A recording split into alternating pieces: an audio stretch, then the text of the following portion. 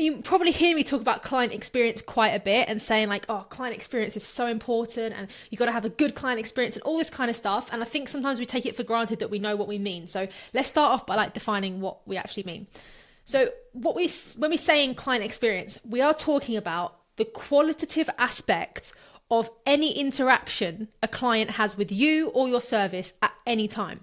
Okay, so it could be prior to them giving you their money. It could be after they leave. It could be through an app. It could be through your emails.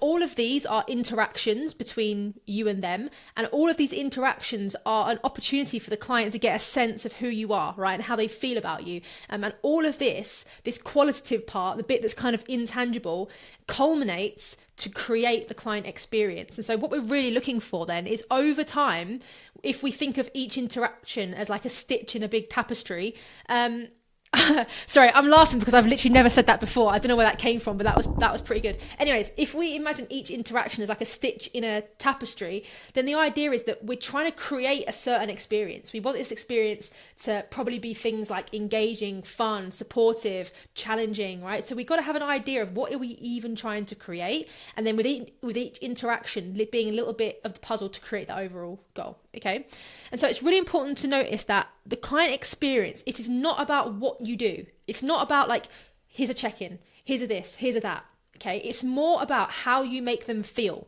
Okay, and actually when somebody signs up or when somebody buys anything, they're not really buying the thing. They're not buying a training program. They're buying an experience, right? How it feels to train, how it feels to interact with the product that you've delivered, the outcome it's giving them, all of that culminates in their experience. And so if we were to think of your features of your service as like black or white, okay, so I've got a check-in, I've got a personalized nutrition, I've got personalized training, that would be black and white. And then the client experience would be the color. Yeah. And so we need to make sure that we're infusing color throughout the process. Now, this quote gets used all the time, but I think like this is a really appropriate timing for this, right? People will forget what you said. They'll forget what you did, but they'll never forget how you made them feel. And this is exactly it in your coaching world, right? Too often we are focused on what is it that we're doing? What is it that we're saying? Did we say the right thing? Are we doing the right stuff? And we're not focusing anywhere near enough on the feeling side of it, right? If someone feels good in your program, if somebody feels like they're making progress, if somebody feels supported and recognized and all these kind of things, they're going to stay. Not because they got a check-in form and not because of the things that you did. Okay, it's based on the thing that you did and how that made them feel. Okay. Now, something to note then is that if we want to create an exceptional client experience, it cannot happen by accident. Yeah, there has to be some sort of intentionality. We have to decide that this is important and we have to decide that we're going to do it, because a great experience is created. It's actually co-created between you and the client. Experiences are created in collaboration, but therefore it can't just happen spontaneously, right? We have to pick the ways we're going to do things. We have to aim on purpose to get them to feel certain things or to encourage certain feelings. Okay, and not just that, in order for a client to have a very good experience, it's based on the consistent experience. It's not just that one-off we can do something nice for them, or, you know, one-off this thing went well. It's about what consistently happens. So it might be worth asking yourself, right? What do your clients consistently experience? And I know that you guys watching this are already good coaches. I always say this, right? I always work with great coaches. But what we're talking about is we're talking about the next level. We're talking about how to be an exceptional coach. And ultimately, right, clients are the foundation of your business. You do not have a business without clients. So it makes sense to me that we would spend the most energy and effort to make sure the client is happy. That to me just makes the most logical sense, because without them, you wouldn't even have a business, okay? And so my philosophy is like, the more we concentrate on our current clients, the more, you know, success we give them, the more we create an amazing experience, then we're going to lead to a more successful business, rather than focusing on bringing in new clients and then, you know, neglecting our current clients. Right. So first and foremost, my philosophy, let's get our current clients into a place where they're loving the experience. And from there, that then emanates out. They refer their friends. They give us testimonials. We become magnetic. Right. Kidoki. Now, you might have seen this, which might have been one of the reasons why you prompted to ask for the free training. Right. But this question is a question that can predict your future income or the future of your business. Okay. And that question is, how likely are you to recommend me to others? What a lot of research has found is that people who vote a 9 out of 10 are the ones that are more likely to leave a testimonial, to refer in, to stay with you longer, to, increase their lifetime value, right? I used to think that 7 or 8 was a great score. And I think this is really harsh. Like, oh my God, if someone, gave me a 7 or 8, I'd be pretty pumped by that. But actually, when I went back and looked through feedback, people who give you 7s, they are not the ones that leave the testimonial. So even though they are happy and they're satisfied, that's not enough. Okay. So again, back to that point, being great is not enough, right? We have to be a 9 or 10 out of 10, because only then is the experience good enough to get what we want, which is the referrals and the word of mouth. Okay. So what this is then, the net promoter score, is it's basically you ask clients this question. I recommend you do that, by the way. Do it today. Ask your clients, how like you to recommend me? So those of who score 9 out of 10, then you'll have some that score 7 out of 10. They're called the passives. And these people are the ones that are satisfied with your program, but they are susceptible to other offers, right? Or other coaches who are trying to tap them up and who are trying to woo them. And then we have the detractors, anyone who scores 0 out of 6. These are the people that, we may need to reach out to. We may need to, because these are the ones who are not that satisfied. Someone who's satisfied doesn't really rate a 5 or 6 out of 10. So to calculate the score, we do the percentage of people that voted for a 9 out of 10 minus the percentage of people that answered 0 to 6, and then we get a score, right?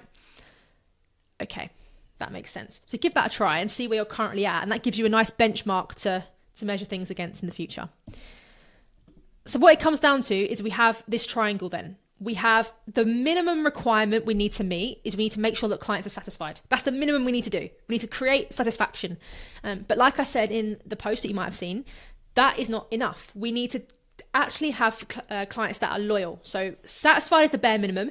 If we have clients that are unsatisfied, obviously that's going to happen. There are going to be a couple of clients. But if we have, maybe more than 20% or maybe more than 10% of clients that aren't satisfied, the first thing we need to do is make sure we satisfy our clients. Then what we can work on is turning those satisfied clients into loyal clients, which is going to be some of the stuff that I get to in the next part of this video.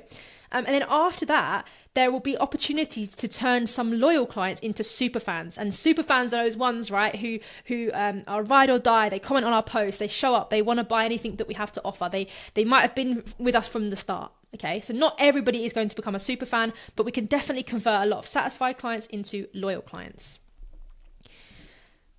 The simplest way I can put this, right? If people are leaving your world, people are dropping off, people are not satisfied, people are not rating you a 9 out of 10, this is why, right? We're in the business of expectations. So a client has a certain level of expectation. Now, this has been set through our marketing, through the promises that we've made, through their history, through their beliefs, their personality, right? And they have a certain expectation. If what they perceive in our coaching world through an interaction, if that exceeds their expectation, so if reality is better than what they expected, that leads to emotions such as delight, happy, excited, pleased, right? If the reality or what happens during an interaction with us or in our coaching world, if that is less than what they expected, then they're going to feel things like regret, disappointment, frustration, and irritation.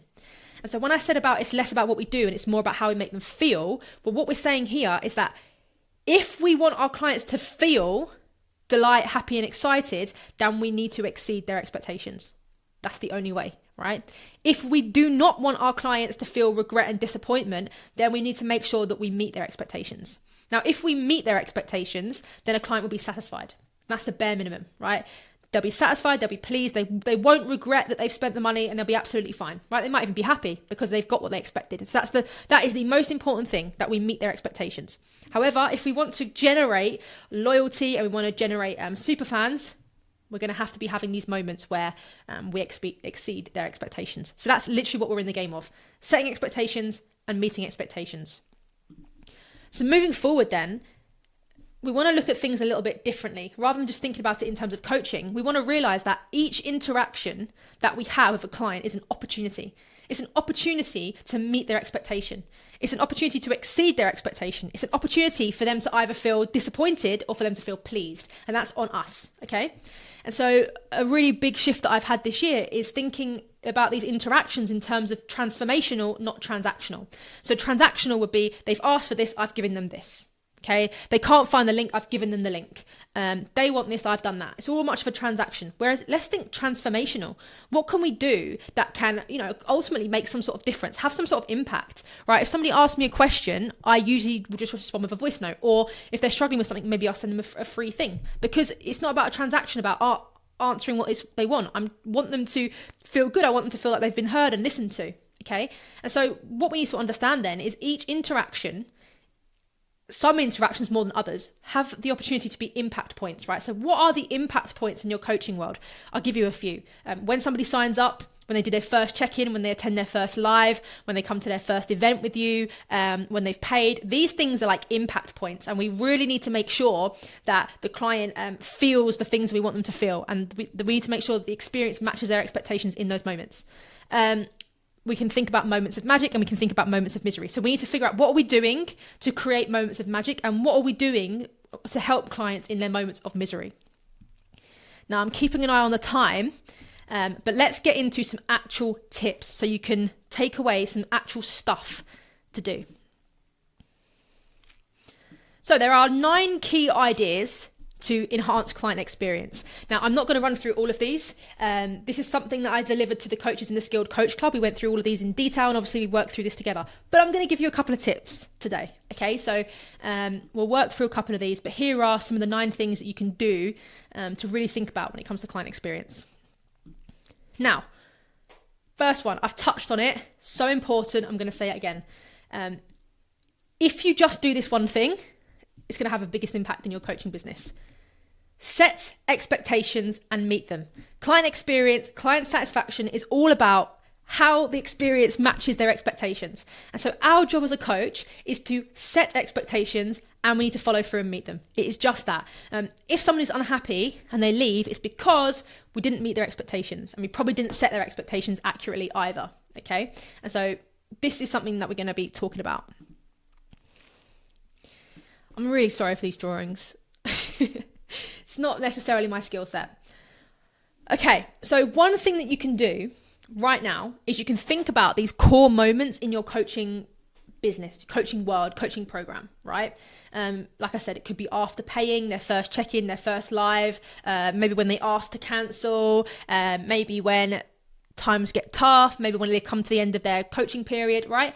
And I want you to draw what you think their expectations are of how it's going to be, how they're going to feel, right? After paying, they're expecting something. So they've got quite high expectations. They've just handed over their money. And so they probably have some expectations. They might not be able to clearly articulate it, but they're expecting something up here, right? Because we've promised them something in our marketing. Sign up with me. You're going to lose the weight you want. You're going to feel happy. You're going to feel confident. You're going to have the energy. And so they're like, oh my God, yes, I've paid the money. I want that stuff. Okay. Maybe it's their first check-in. They probably don't really have many expectations of that. Like they've never probably done a check-in before. Maybe the first live, again, they don't even know what that is. So maybe the expectations are low.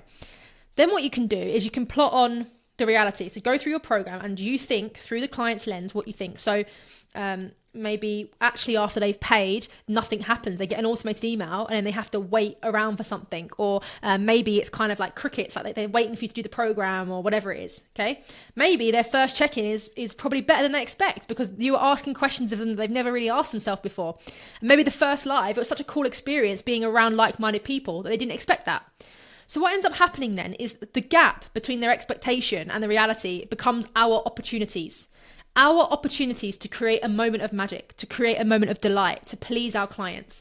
So first and foremost, make sure that you meet their expectation. If a client's going to be up here after paying, you need to make sure that they feel that on the outside. Okay, so what is that experience like for them? Does it match onto that? Okay. And if not, they're going to start feeling buyer's remorse. They're going to start feeling regret. Again, that's why I help coaches to map out their first 14 days so we avoid this kind of stuff. So questions to ask yourself then. What expectations aren't being managed? Maybe timeframes. Maybe that it's going to feel difficult. Maybe when you're going to reply to them. Maybe when they can expect their training programs to be changed. Maybe just how much data they're going to have to track. Just how much effort it's going to be, right? If you haven't managed the expectation, the default is going to be what they already expect, which leaves us in a really tricky situation. Because if we don't know what they're expecting, how do we know how to meet it? Okay, so our job is to set the expectation up front. And then think about, well, where are the opportunities? Where are the opportunities for me to actually go above and beyond? We're not trying to go above and beyond all the time, because what happens then is because we've gone above and beyond, they raise their expectations. And so actually we just end up meeting expectations, and we have to like keep raising it, which is not the game we want to be in either. Okay. But occasionally we occasionally want to do that. And then we'll talk about just two more things. Underneath all of this, right, client experience, it has to come from a particular spirit, or you have to have a set of values, right? And if you've ever been in a business mentorship that's quite aggressive on money and profit, this may be the opposite of what you've been told, and that's why you might have had a challenge in the past with clients and the satisfaction levels, right, or not getting that many referrals. In order to create an amazing client experience, I believe that these are the values that you need to come from, or this is personally the values that I come from in my business, right? That of generosity, of genuine care, of empathy, of love, of being useful. So this guides all of my actions, okay? And it's so important. So for example, things are going to happen in your coaching world. A client is going to want to leave. A client might get injured. A client might complain. Maybe they refer a friend. Maybe they move house. Maybe a client doesn't do the work, right? All of these things happen all along. And then you have a decision of how you're going to, behave. And how you behave is going to be based on what value system you're defaulting to. Now, if you're defaulting from a place of, well, I'm only gonna offer as much value as I'm being paid for. Only clients on the top tier are going to get that support. Or, oh god, well, they're only paying for this, I'm not going to help them with this. Or they're here to get fat loss. Or there's not enough clients, so we're coming from a place of scarcity. That is going to produce a very, very different outcome and a very different feeling for the client compared to if we're coming from a place of empathy, love, care, and being generous. So for example, if a client wants to leave, right, and we've got a scarcity mindset, like, oh, what if there's not going to be no more clients, or they promised they were going to be here for 3 months, and that's not right, and we're kind of coming from this place, client is a customer, it's all about money, then we're going to say, no, you've signed a contract, you can't leave. And how's a client going to feel? They're going to feel pissed off. They're going to feel shit. And so, okay, you might get your 500 quid, but you're going to have a client who's now going to talk bad about you. If somebody asks them, oh, what was it like? Your reputation is now damaged. And so that's cost you so much more money than the £500. Instead, if you come at it from, oh, I completely understand. I'm really sorry that this wasn't what you expected. Of course, I've cancelled your direct debit. I just want to clarify, is there anything I could have done? Also, I noticed that you were struggling with snacking here. I know we're not going to work together, but I want you to have this. Right? So they're ending on a positive note anyway, because you're coming from a place of care and you actually want to help them, right? Same as if a good thing happens. Like if they refer a friend, you can come from a place of like, oh my God, I really appreciate that. Thank you. Here's how I'm going to reward you for that. I'm really pleased with that. All that kind of stuff. Okay. If they complain, again, we can come at it from a place of, well, I said that you should do this and you should do that, and so it's your fault and what's going on and blah, blah, blah, blah. Or you can say, oh, I'm so sorry this hasn't matched up to what you expected. I completely hear you. Is there a way we can put this right? Like I'm committed to you getting the results right. You came to me because you had a problem, and let's solve it. Let's see if we can figure it out. That is going to have a massively, massively, massively different impact. Okay, so just think about what is driving the decisions in your business.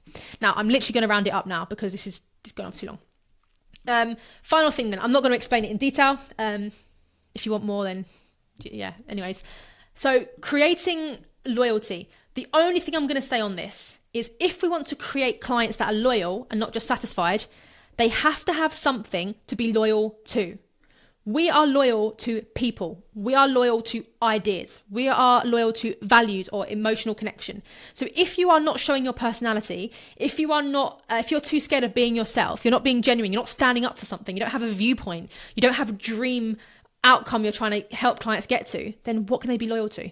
Right? If you're just trying to give them a training program and this, and you get this program, you get that program, well, they're not going to be loyal. Okay. And so just remembering, like, we are in the human business, right? We're trying to create emotional connections. And so make sure you're giving something for someone to be loyal to. So talk about your ideas, talk about your philosophies on weight loss, talk about the approach that you take, talk about what you believe in, right? And then you're going to be able to create super fans. But yeah, that's it. Let me know if you found this valuable. Please let me know any thoughts, because sometimes, I send this out and then I don't hear back, and then I don't know if you found it useful, if you haven't found it useful. So just let me know. Okay. And yeah, I'll catch up with you soon.